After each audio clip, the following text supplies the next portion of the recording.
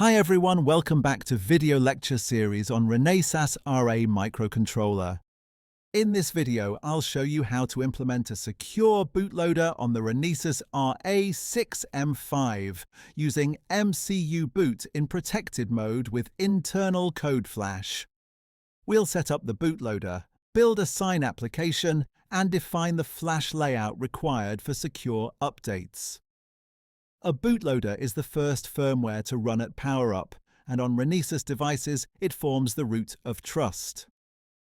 MCUboot verifies the application using cryptographic signatures and only boots it if the image is authentic.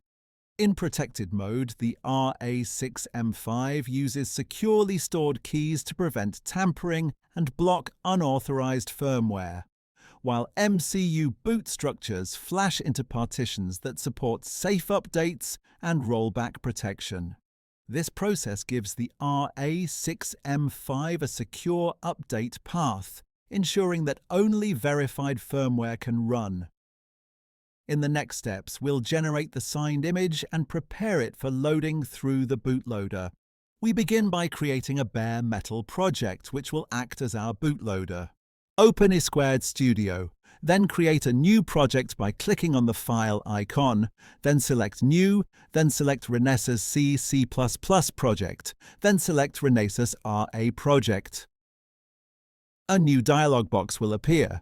You can give a name to your project here. After naming your project, click on the Next button. From this drop-down menu, select the RA6M5 board. Choose the GNU ARM embedded toolchain. After board selection, click on Next.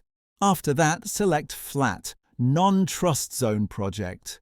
For Smart Bundles, select the None option, then click on Next. Now select Executable and No RTOS option. Now select Bare Metal Minimal, then click on the Finish button. Now the IDE will take some time to configure your project. Now click on the Open Perspective button to open the FSP configuration file. Once the workspace opens, add the MCUboot stack and delete the I/O port stack. Since the SCE9 accelerated, MCUboot requires high memory. Add the bootloader stack by selecting New Stack, Bootloader, MCUboot. Next, add the cryptography stack, which MCUboot uses internally for ECDSA signature verification.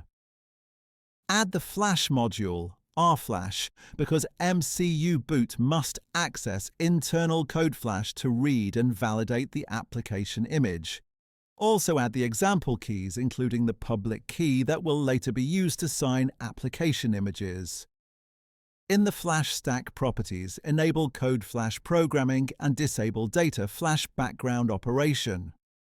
In the Embedded TL Script Stack properties, under General, undefine the threading options, threading LT and threading C, and define memory code for allocation. Under the BSP tab, increase both the heap and stack sizes to 0x2000, as MCUboot's cryptographic operations require additional memory. Generate the project content. Next, open HAL entry.c. Before making changes, we need to comment out the I/O port API. To do this, go to halwarmstart.c and comment out the I/O port initialization code. After that, return to halentry.c. Go to Developer Assistance tab, navigate to hal/common/MCUboot and add the Quick Setup API. Then call this API inside the main function. Once the call is added, build the project. Select the project and run a full build. The build may take a little time to complete. Now we create the application image that MCUboot will authenticate and run.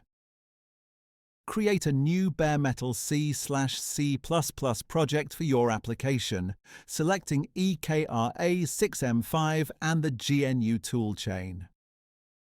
Link this project to the bootloader project by choosing the bare metal linker project. Select the bare metal Blinky project and finish in In the application project properties, add environment variables for MCUboot image signing, key and then MCUboot app bin converter.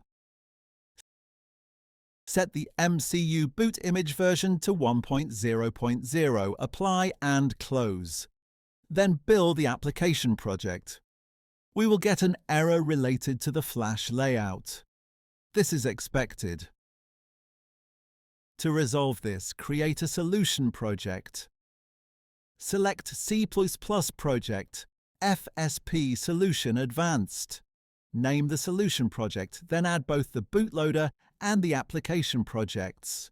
Open solution.xml and navigate to the Memory tab. Define the partitions for the bootloader, the primary application image, the image header, the secondary image, and the scratch area if you're using upgrade mode. These partitions map out the complete flash layout and tell MCUboot exactly where each signed image and metadata will be stored. This layout is also used by the signing tools to generate valid firmware binaries. Once the partitions are set, save the solution XML and rebuild the solution project.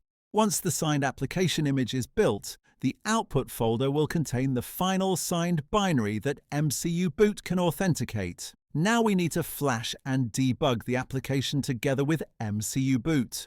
Open Debug Configurations and select Debug Flash. In the Startup settings, set the PC start address to match the beginning of your application partition, and select the bootloader ELF. Then add the signed application binary, apply the settings, and start the debug session. This will switch you to the FSP debug perspective. From here, MCUboot will authenticate the signed image, transfer control to the application, and you should see the LED begin blinking once the jump to the application is successful.